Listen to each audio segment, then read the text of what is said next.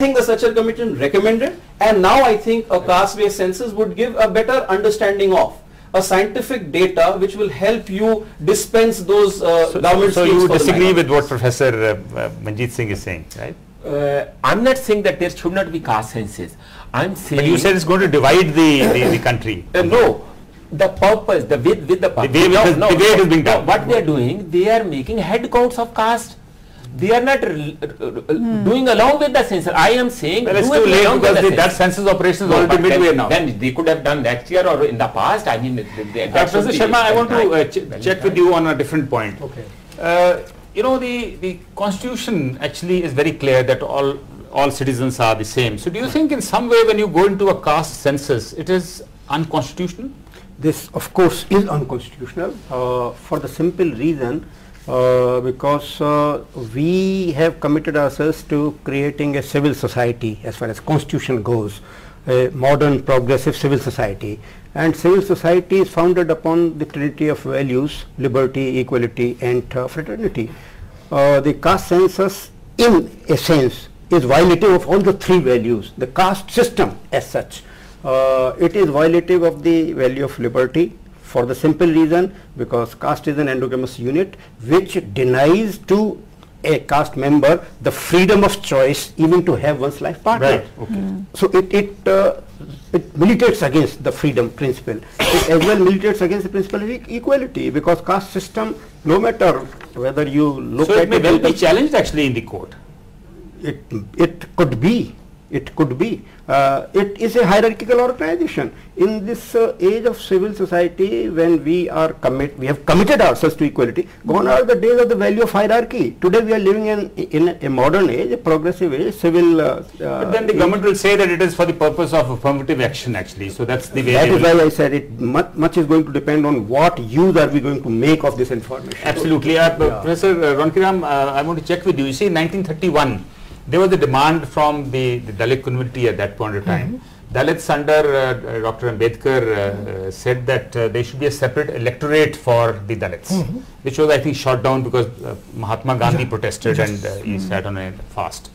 Do you think with this kind of data available, there could be a demand again for a separate electorate for the Dalits? Yeah, this issue which in the round table conference, out of that this issue emerged. Ambedkar was saying like that. He was talking about communal electorate, where scheduled caste would elect only scheduled caste, constituency which later on made, a common constituencies. The data now which is coming up, this is very, very interesting. So many hunches, so many speculations are coming. But what I think precisely at this moment, which I said few minutes before, India is a democracy, and in India, democracy is now taking roots. It's very, very interesting that for the last so many years, 1952 onwards, we have election after elections. So now here we have a contestation. We have a caste not only between the upper and the lower. We have a caste, contradiction within the scheduled caste, within the Dalits, Valmikis versus Dachmars, others also. So this tries to put forward a new form called contestation. You're asking for more and more space. You're providing more and more space. It may be good on the one hand to see a more contestation. On the other, how much civil society is strong in India that we can try to absorb the shocks. It could tear the society further. I would like to come in here to say that much as we are debating that there is no electorate for caste-based politics in India, but do understand that the ugly side of the political underbelly is that any constituency in which a candidate is decided by any national party, you have a lot of analysis done on the availability of a certain caste in that constituency, who would the candidate, he or she would probably identify with. Absolutely. And so therefore the availability we know who the candidate would be from a certain area of Dubaba, who the candidate would be in a certain area near Malerkotla and so on. So on and so forth. So why should we therefore disagree, keep ourselves in this denial mode that there exists no caste? Yes, overtly, for politically correct things, we may say that it doesn't exist, but I believe on ground realities is that there is casteism, and in a very apparent manner, which we must start to accept and allow for a caste-based census such that at least there is scientific data available. Why do we think that each caste is within homogeneous?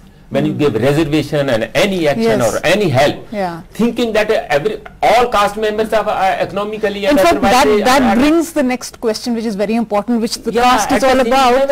Is how many people will you include? Something giving the economic equality. Caste is a social status. Won't think that caste will give you job. Won't think caste will give you employment. Won't think caste will give you good houses. Won't think caste will give you a yellow card. Caste is a status. People say, okay, you keep us, always snubbing us in the name of tearing the society. You keep us excluded in the name of integration, then integration. But the thing is that we are lower caste, we are scheduled caste, we are marginalized. So now we want caste. They never have been empowered. Thereby, because the caste because they are outcast, thereby, because they never have so been if empowered. they now want to come into caste, if they want to come into the fore, mainstream through the enumeration, it's welcome. Okay, Professor Sharma, I need to ask you this. Because we already have these social divisions. Now you have OBCs. Now with more and more people getting into the caste system, how won't everybody say that, okay, even I should be included? There's so many who are not included at the moment who would want to be included. Wouldn't that also come about? Sure, the process is already on, in the sense that even the Jats want to be included in the Yes. The other day I was in Haryana, the last Sunday, this vernacular paper Hari Bhumi, they were having their 15th foundation day, and they organized a seminar in which they invited the Khap leaders, which in a camouflaged way was titled as Social Traditions, Law and the Media. That was the main theme.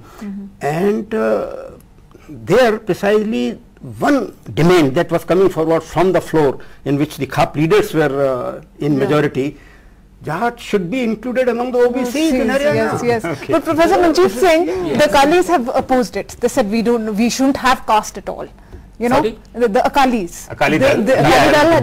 They completely, just shutting eyes to the reality. So see, it's one thing to not believe in something, but it is another thing to actually practice it. So practice is always more obvious than to I think though in Sikhism there is supposed to be no caste, but we all know that a lot of them exist. So it's because Sikh religion don't allow that, but this doesn't mean there is no casteism. There are 39 castes, scheduled caste in Punjab.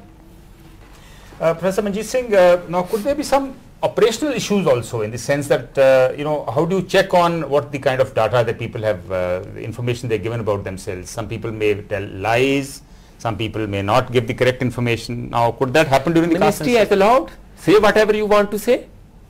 They have already said that nobody will cross check. But so what does it mean? Fight among yourself. If Brahman says that I am a scheduled caste, let it be, he is a scheduled caste.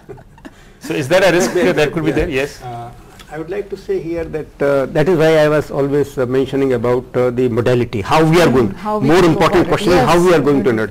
One question, one mode of putting the question is an open-ended question.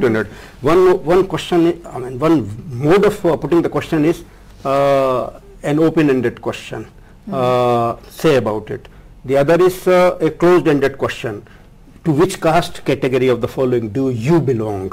Now, so that's going to make all the difference. The manner in which you are going to collect the information is the thing which is going to have tremendous implications for the kind of information, the quality of information. I think a lot will depend on the kind of questions that are framed when the numerators go out. Is that caste is a sociological category. Okay.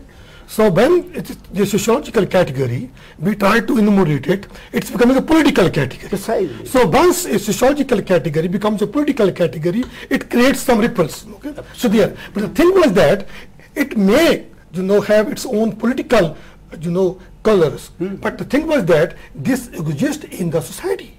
So now, how a sociological category, when it becomes a political category, we have to understand it. On this account, I still think that India has so much strength now to bear with it, such shocks. We know that in a new liberal market economy, we gave a space to those who have a power. We give a space to those who have money. We won't discriminate, but we know it, that money with whom?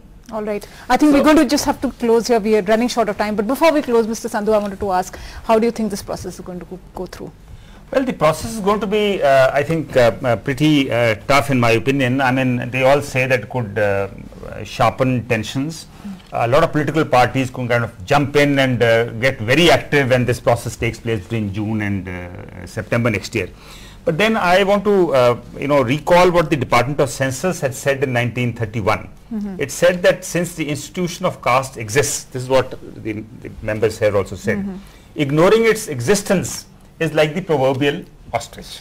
Yes. So I think there will be problems, but then this is what the fact of life is. Yeah. Yes, true. That is true. And I think I'm going to take it on from there. Thank you all for being with us. Well, as Mr. Sandhu has just said, ignoring it is like the proverbial ostrich. But then the fact also is that we are going back to something that was discontinued in 1931. For good or for bad, only time will tell. With that, we end this edition of Day and Night Prime. See you on Monday, same time. Till then, good luck and goodbye.